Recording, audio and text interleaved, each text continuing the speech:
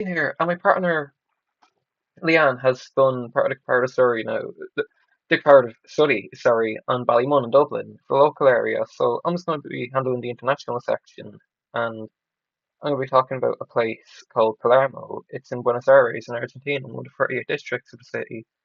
And between English and Spanish language sources, there's been some pretty good information, particularly on the gentrification in Palermo, and as well as that, just its growth as a city in general, or as a neighbourhood. So yeah, without further ado, I found this pretty interesting site called Casa de las Ciudades. I searched up for it in Spanish, and that gives some insight into the historical context of Palermo. Because I hadn't actually been aware that Palermo's physical environment was quite different. It was founded back during the colonial era, where it was sandy and marshy due to its proximity to the Rio de la Plata and kind of prevent flooding. In 1838, then, it was purchased by this guy Juan Manuel de Rosas. He was an Argentine politician. He'd go on to become the president, and he filled in a lot of this land with earth to facilitate his private estate, right?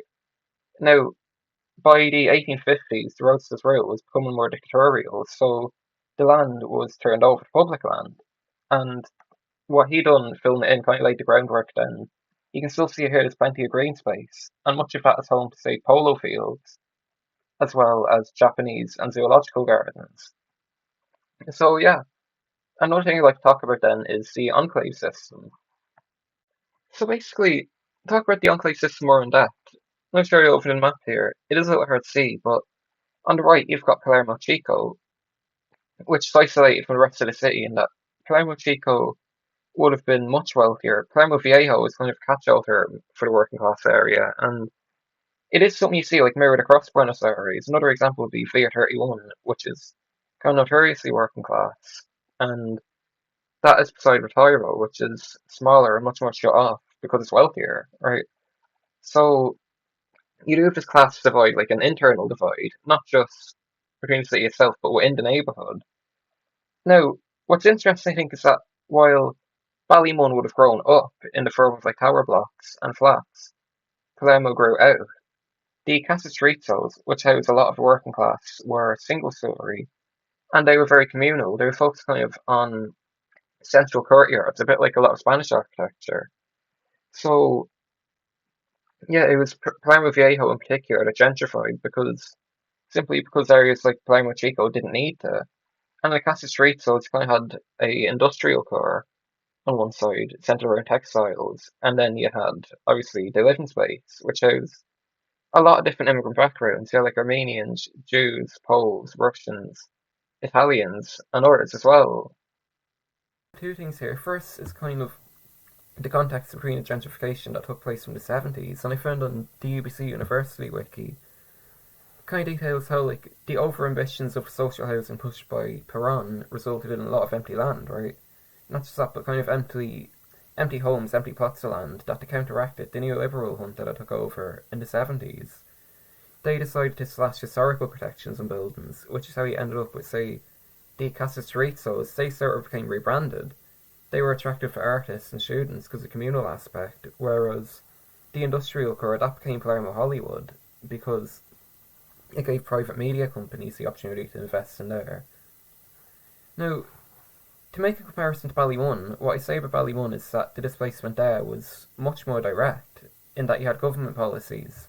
Sorry, you had a top-down government coming in and tearing apart the flats and rehousing the people, whereas here, first of all, you kind of had this commodification of the culture and rent hikes which pushed people out. And not only that, but you didn't have guarantee that all those people would get rehomed either. Like there was in Ballymun, right? Now, just to add to that, the Pret Madero project, I found some pretty good articles about this. One is from a book in the Cambridge Press about how that aimed to revitalise Buenos Aires' docklands, and because of Palermo's proximity to the docklands, that kind of ended up rippling outwards, right? So it kind of impacted Palermo as well in that sense. Kind of on some of the numbers, some of the statistics. These are sourced from La Nacion and Nambito, two fairly reputable Argentine newspapers. Could I just search up about the economy and kind of looked up about Palermo. I found some stuff both for Palermo and Buenos Aires in general. So the Hollywood districts, like the prices there for business phones through the roof for over 3,000 US dollars per month to rent a square meter of land, like. not that much better in Las Cañitas either. With apartment rates, they doubled in 2022, and as well as that, the monthly rent was about, that translated from over 100,000 Argentine peso, right? It was roughly the equivalent of about 300 US dollars per month. These two charts on the right here, sorry, on the left, just kind of details how like the population itself of Palermo went down by 30,000 people from 1991 to 2001, and a similar number in the following decade, just kind of to demonstrate how people are being priced out, right? And like I said, unlike in Ballymun, there's no guarantee that those people will be rehomed either. Now, on the right there as well, just a little comparison. I do want to make clear that this for Palermo, sorry, this for Buenos Aires overall, not Palermo specifically. And Palermo got luckier than a lot of the rest of the city because of the absentee investors, right? That it didn't take much of a hit during the peso crisis as well.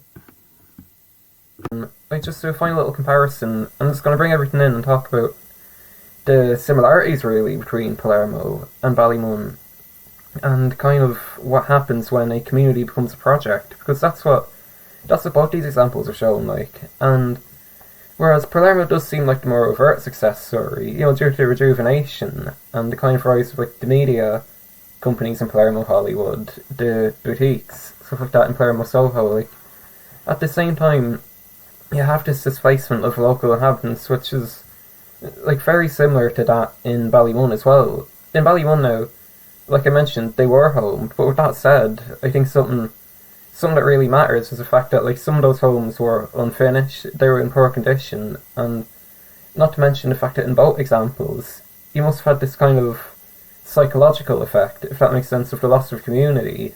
Because at the end of the day, like, even if the new home that you've been given is perfect, you're still gonna feel that kind of detachment from where you were before. So yeah, it just kind of does make you wonder about the fact that our cities evolve naturally already made, and if they're made, then who are they being made for? And as well as that, like, at whose expense are they being made for? Is it for the benefit of people living there, or is it serve some other purposes?